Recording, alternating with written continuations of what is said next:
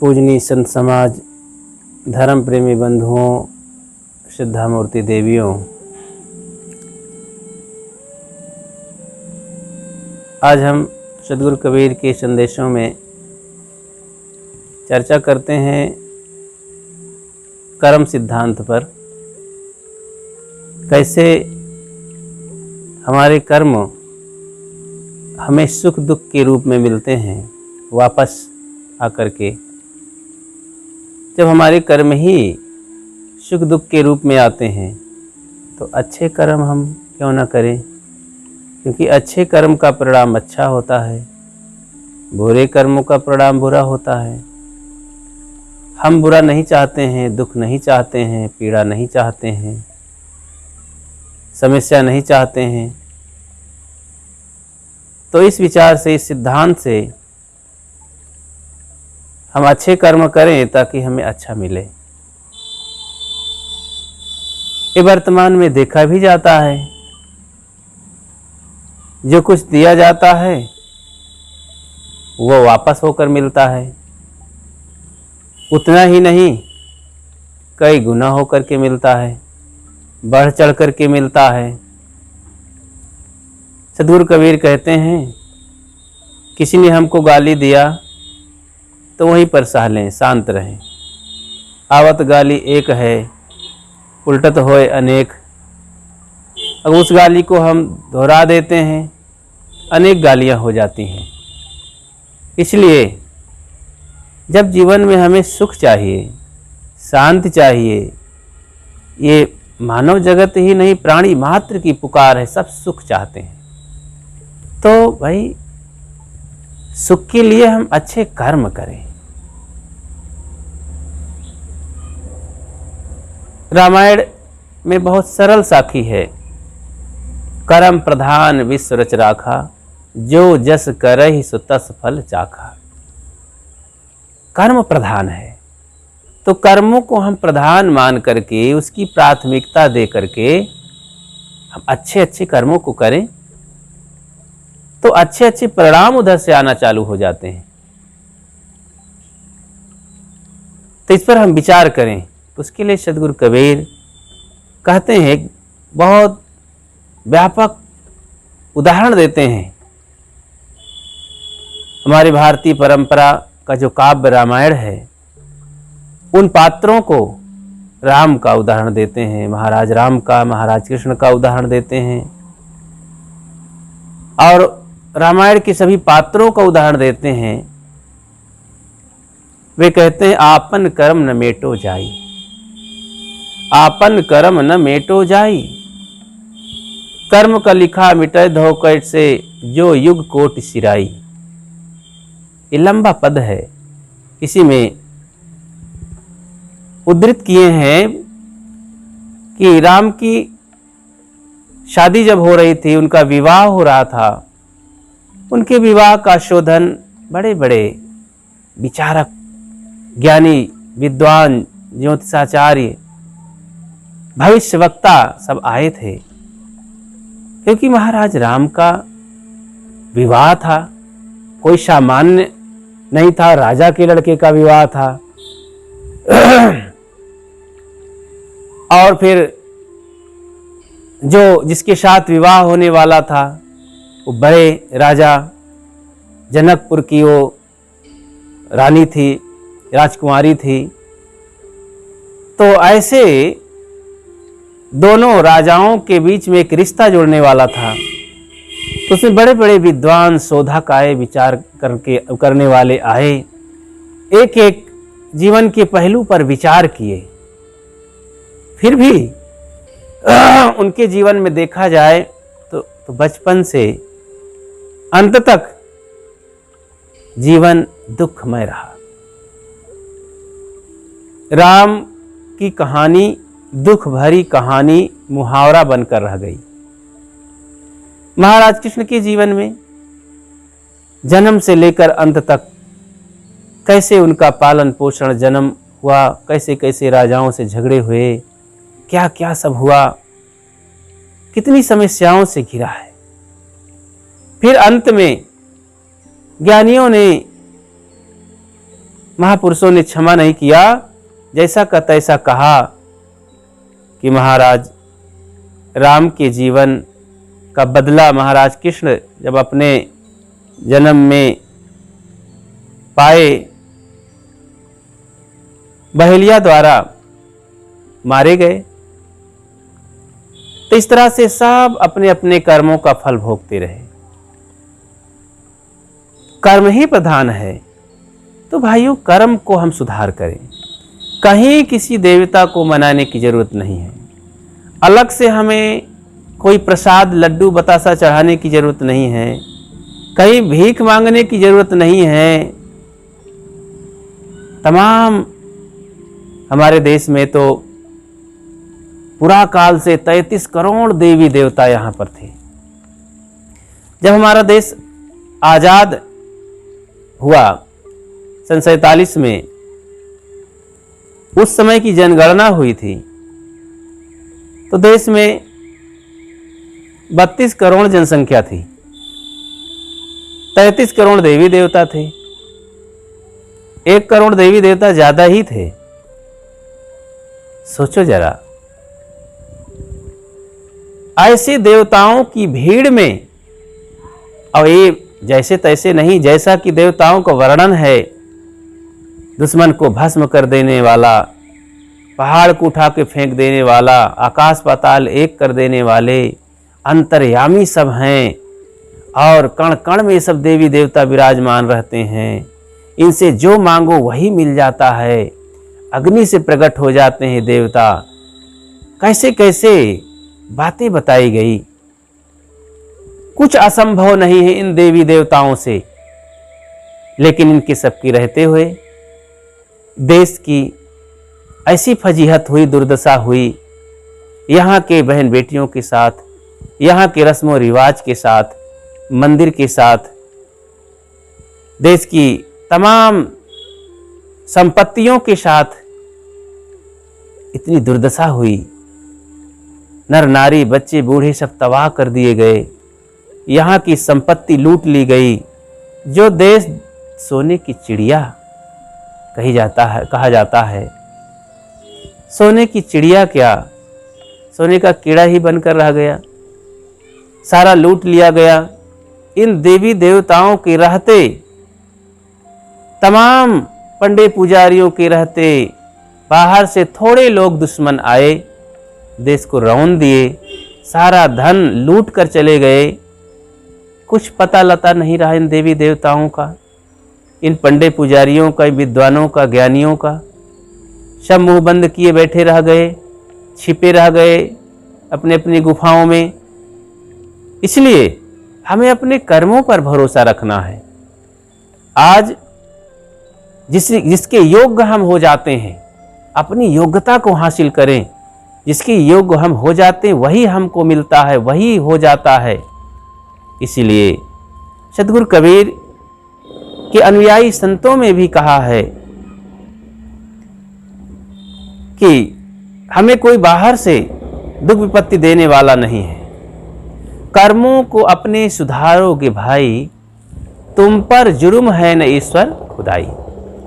अपने कर्मों को अगर तुम सुधारोगे, वे चैलेंज देते हैं, दावा के साथ कहते हैं कि अपने कर्मों को सुधारोगे, अच्छे कर्म को करोगे तो कोई दुख विपत्ति आपको देने वाला नहीं है। इसलिए हम अपने जीवन में अच्छे अच्छे कर्म करें। जो चाहते हैं, हम सुख चाहते हैं ना, वही कर्म करें। हम दूसरों से प्रेम चाहते हैं, दूसरों से सुख चाहते हैं, दूसरों से सम्मान चाहते हैं, जीवन में हम सदा सुख शांति चाहते हैं। अपने जीवन से वही दूसरों के सामने देना आरंभ करें, उसी का फुहारा चलाएं। जो हम देते हैं वही पाते हैं, वही तुमको मिल रहा है।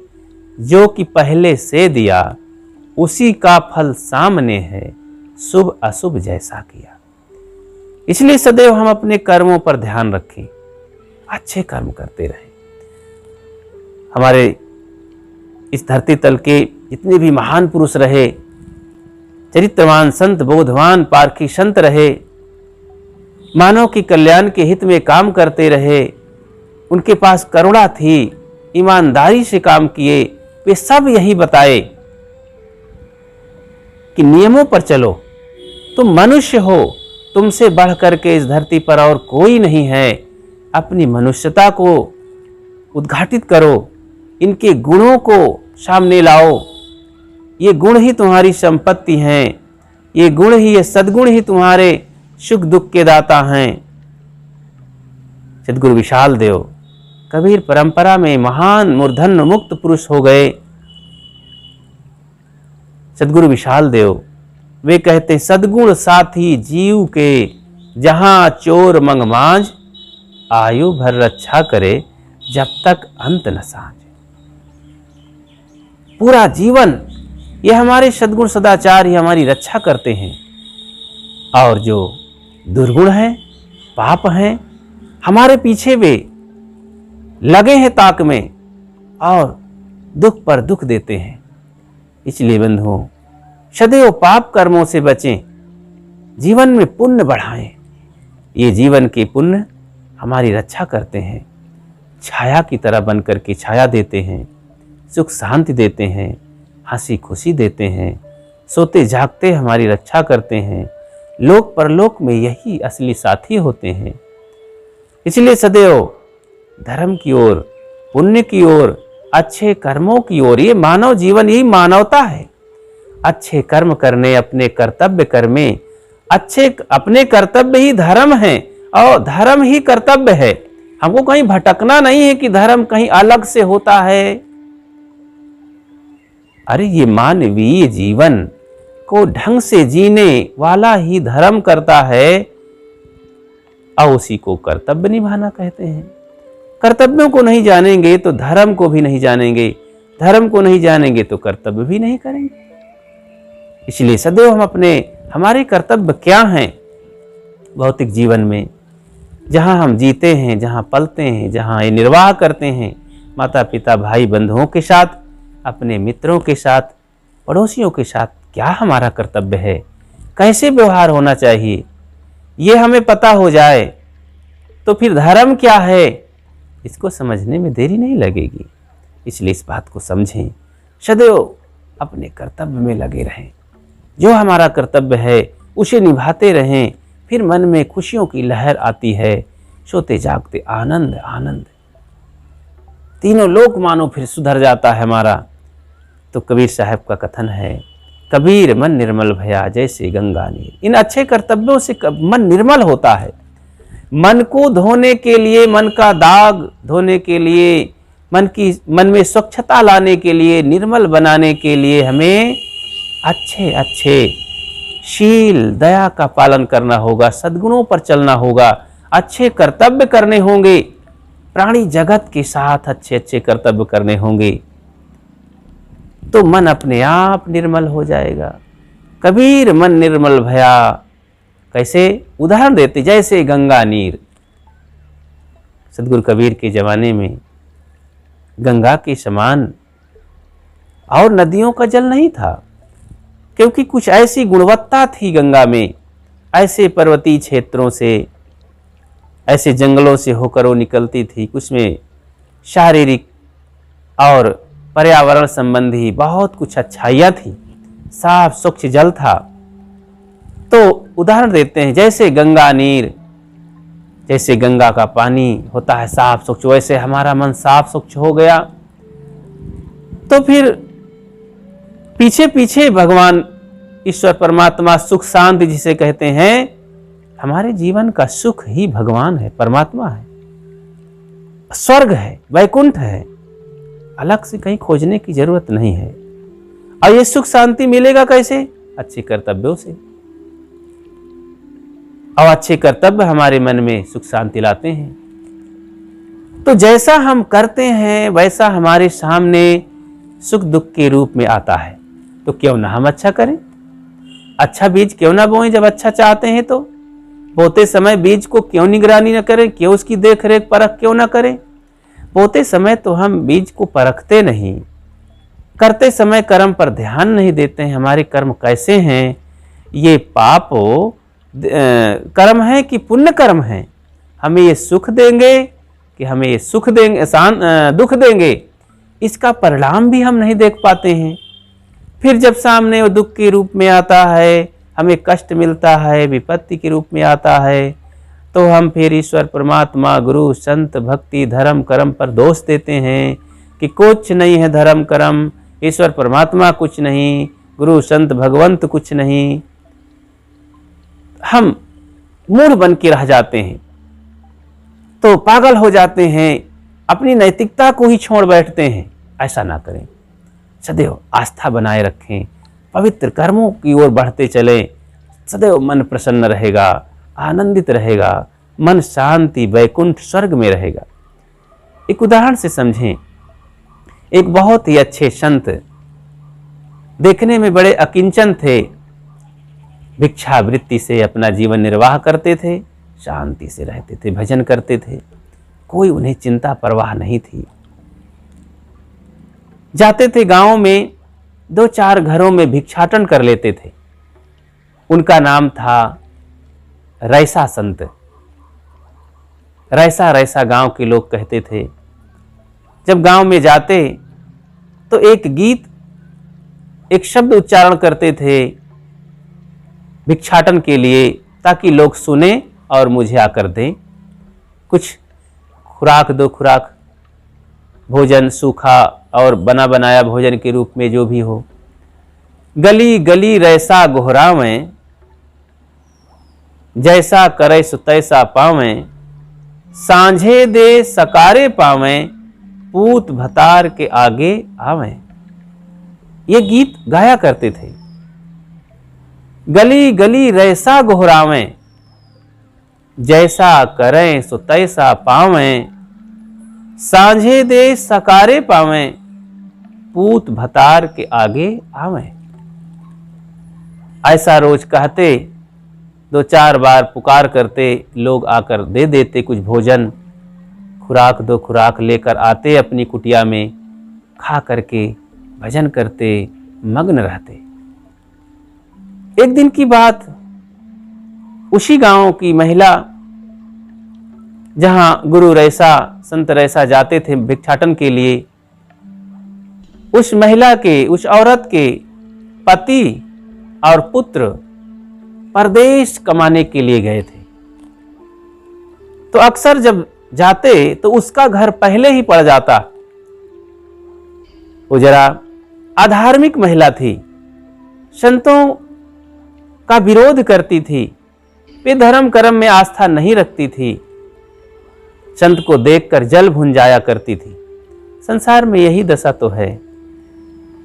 ऐसे लोगों के दरवाजे जब कोई चोर उचक्का, पापी, दुरात्मा आता है, तो लोग उन्हें प्रसन्नता से बैठाते उठाते प्रेम करते हैं, खिलाते पिलाते हैं।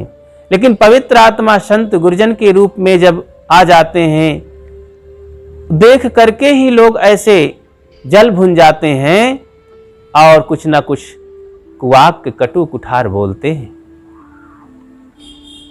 तो वो औरत जल भुन जाया करती थी और फिर इस गीत को सुन करके तो और परेशान हो जाती थी। यही मान लेती थी कि मेरे पति और पुत्र के लिए ये बाबा कहते हैं, मैं इसका बदला लूंगी और बताऊंगी, इन्हें सिखाऊंगी, सबक सिखाऊंगी। उसके मन में गलत भाव हो गया। संत के विरोध में मारने के लिए वो सोचने लगी। सोच लिया कि कल इस संत को जब भिक्षाटन के लिए आएंगे तो मैं ऐसा कुछ करती हूं कि इनका प्राणांत हो जाए। हुआ कुछ ऐसा कर रही थी। संत शाम को गए भिक्षाटन के लिए, तो दोपहर को से वो रोटी बनाकर रखी थी, 2 बड़ी बड़ी रोटियां जहर मिला करके, विष मिला करके रख ली थी। आज आएंगे बाबा जी तो बस उन्हें दे देना है। महात्मा जी जाते हैं, वहीं से उन्हीं के घर से चालू करते हैं, गली गली रैसा गोहरावें, जैसा करें सो तैसा पावें, सांझे दे सकारे पावें, पूत भतार के आगे आवें। ऐसा कह करके जब पुकार लगाए तो ऊपर से प्रेम का दिखावा करते हुए आकर के दोनों रोटियां महात्मा जी के पात्र में डाल दिए। महात्मा जी मन ही मन धन्यवाद दिए, आशीर्वाद का हाथ उठाए और सोचे कि एक दो घर और मांग लेते हैं तो 2 दिन के लिए भोजन हो जाएगा, तो एक दिन आना नहीं पड़ेगा, समय बचेगा, हम भगवत भजन में मन देंगे। ऐसा सोच करके कुछ टुकड़े मांग लिए और आश्रम में गए और पवित्रता के साथ धो पोंछ करके कुछ टुकड़ों को खा लिया जो रोटी के टुकड़े मिले थे। सोचे कल इसको दोनों रोटियों को दोनों टाइम खा करके भजन करेंगे। इस तरह से साबुत रोटियां रख देते हैं पवित्रता से। शाम को कुछ टुकड़े खा करके जल लेते हैं और ध्यान भजन करके सोने का समय होता है, सो जाते हैं। संयोग एक घटना घटती है कि जिसके घर से वो रोटी लाए थे उस औरत का पति और पुत्र परदेश से वापस आ रहे थे ट्रेन के द्वारा। महात्मा की कुटिया से स्टेशन 1-2 मील पड़ता था। रात का समय था। ट्रेन रात को 12 बजे आकर स्टेशन पर रुकी। दोनों पिता पुत्र स्टेशन पर उतरते हैं ट्रेन से। ट्रेन पर कोई व्यवस्था, स्टेशन पर कोई व्यवस्था नहीं थी। सोचते हैं चलो पहुंच चलते हैं, कोई बात नहीं है, हमारा क्षेत्र है, कोई डर नहीं। चल पड़ते हैं, लेकिन रास्ते में बड़ी तेजी से पानी बरसने लगता है, बारिश होने लगती है, हवाएं चलती हैं, ठंडी का महीना था, ठंड लग जाती है। दोनों सोचते हैं मुसाफिर कि हमारे गांव की ये कुटिया है, यहाँ महात्मा रहते हैं, रईसा जी संत रईसा रहते हैं, चलो रात को गांव में नहीं चलेंगे, गांव में सन्नाटा होगा और परेशानी होगी घर के लोगों को, यहीं रात निवास करते हैं, 1-2 बजे का समय है। कुटिया में जाते हैं, महात्मा जी को गुरु रईसा को आवाज़ लगाते हैं, आते हैं, अतिथि जान करके खुश होते हैं कि आओ बच्चों, यहाँ तो मेरे पास और कुछ नहीं है खाने को, और बिछाने के लिए बिस्तर भी ज़्यादा नहीं है, यही चटाई है, आओ यहीं विश्राम करो, अब सुबह जाना, रात को कहीं मत जाओ, यहीं विश्राम करो, थके मांदे हो, लो प्रसाद के रूप में 1-1 रोटी खा लो। दोनों मुसाफिर 2 दिन के भूखे थे और महात्मा के इस रोटी का प्रसाद पा करके बहुत खुश है। धन्यवाद महात्मा, ये बहुत हमारे लिए बहुत प्रसाद अच्छा है, सुंदर है। बहुत खुश होते हैं, खा करके पानी पीते हैं। महात्मा भी अपने बिस्तर पर जाते हैं, उन दोनों को कह करके दोनों लेटते हैं, महात्मा अपनी आसन पर लेटते हैं, सो जाते हैं। महात्मा जी बहुत सशक्ति में पड़ जाते हैं कि अरे ये क्या हुआ, कैसा हुआ। तुरंत गांव की ओर जाते हैं, गांव में चर्चा करते हैं कि भाई 2 मुसाफिर आए हैं, यहीं अपना घर बताते हैं, किनके घर के वे आदमी हैं, चलो देखो। ऐसी ऐसी बात हुई। गांव के लोग दौड़े, बहुत से नर नारी आए, देखे तो पहचाने कि ये तो हमारे गांव के हैं। और क्या हुआ, कैसे हुआ, महात्मा सारा वृतांत बता दिए कि रात को 1 बजे करीब आए, मैंने इन्हें गांव के सज्जन समझ करके कुछ प्रसाद दिया। वो रोटी का प्रसाद जो उस महिला के यहाँ से पाया था, मैं कल गांव से मांग कर लाया था, वो महिला भी आई और जब ये जान पाई कि मेरी ही रोटी खा करके मेरे पति मेरे बच्चे समाप्त हो गए, तो उनकी बातों का, उनकी गीत का ख्याल करके, उसके अर्थ को ख्याल करके और सिर पीट पीट कर रोने लगी कि हाय, ये संत तो सच कहते थे, मानो मेरे लिए उपदेश करते थे कि गली गली रैसा गोहरावें, जैसा करे सो तैसा पावे। मैंने जो कुछ किया, मैंने इन्हें ईर्षा बस मारने का ये काम किया, विष मिलाया, वो कर्म फल मुझे ही मिला कि मेरे ही पति और पुत्र के लिए घातक हुआ। तो मेरी बुरी सोच, मेरे बुरे कर्म मेरे लिए दुख का कारण हुआ। सभी गांव के लोग यही कहने लगे कि अरे तुम्हारा जैसा कर्म था अब तुम ही भोगो, महात्मा जी का कोई दोष नहीं है। महात्मा जी फिर भी करुणा की दृष्टि से उन्हें शुभ कामना करते हुए सबको विदा किए कि भैया क्या करूं, मुझसे भूल हुई, मैं नहीं जानता था। अब मैं तो यही पहले से बताता था कि जिसका जैसा कर्म है इसलिए अच्छे कर्म करो। तो बंधुओं, इस उदाहरण से हमें शिक्षा लेनी है। कहीं भी हम रहें, अपने परिवार, गांव, घर, देश में लोगों के साथ अच्छा कर्म करें। कोई हमें दुख पहुंचा रहा है तो भी हम उसको दुख देने की भावना ना रखें, क्योंकि सदगुरु कबीर का वचन है, जो तो को कांटा बुए ताहि बुए तू फूल को फूल को फूल को फूल है वाको है त्रिशूल। तो अपने को फूल का फूल ही, क्योंकि हम फूल बिखेर रहे हैं लोगों में, दुख पा करके भी हम सुख पहुंचा रहे हैं, और जो कांटा बोता है उसके लिए कांटा मिलता है। तो यहां पर बदला चल रहा है बंधुओं, जो हम देते हैं वही पाते हैं। इसलिए हम सदैव समझें, कर्म को अच्छी तरह समझ लें, कभी ना घबराएं हम कि हाय हमने दूसरों के लिए अच्छा किया लेकिन हमें बुरा मिल रहा है। लोग सहजता कहने लगते हैं, सामान्य बुद्धि के लोग, कि हमने दूसरे के साथ तो सदैव भलाई किया, हमें बुराई क्यों मिल रही है। हमने दूसरे का सहयोग किया लेकिन हमें लोग दुख पहुंचा रहे हैं, हमने जिंदगी में यही देखा। नहीं बंधुओं, ये गलत है, ऐसा नहीं है। जब कभी ऐसा समझ में आने लगे कि हम अच्छा कर रहे हैं, हमें दुख मिल रहा है, तो उसका भी परिणाम कहीं ना कहीं हमारे जीवन का दोष ही है, हमारे जीवन की कर्तव्यों की कमी ही है। क्योंकि कर्म सिद्धांत ये जन्म जन्म का सुख दुख चलता है। जैसे पुण्य और पाप चलते हैं जीवन में, वैसा हमें मिलता है। जैसे एक फिल्म की रील होती है कि वो धीरे से चलती है, तो जैसे जैसे रिकॉर्डिंग है वैसे वैसे रील घूमती है, और वही वही कहीं बदमाश दिखाई देते हैं तो कहीं संत दिखाई देते हैं, कहीं हंसी की बात आती है तो कहीं रुलाई की बात आती है। तो जीवन एक रील है, कर्मों की रील है। तो हम सदैव अच्छे कर्म करें तो भविष्य हमारा अच्छा ही हो जाएगा। दुख भोग करके भी हम सदैव सुख का काम करते रहें, अशांत रहकर शांति का काम करते रहें, तो भविष्य हमारा सदैव उज्जवल रहेगा। तो कर्मों का सुधार करें, सदैव अच्छे कर्म करें, दुख पाकर भी हम सुख का काम करें। तो बंधुओं, अपने कर्मों को सुधार करके ही जीवन में हम शांति पा सकते हैं, जीवन में अच्छा जीवन जी सकते हैं, और इसी में लोक परलोक दोनों अच्छा बना सकते हैं। तो घबराए नहीं, सदैव अच्छे काम करने के लिए तैयार रहें, डटे रहें। मैं बस अपनी बात को यहीं विदा लेता हूँ कहा करके।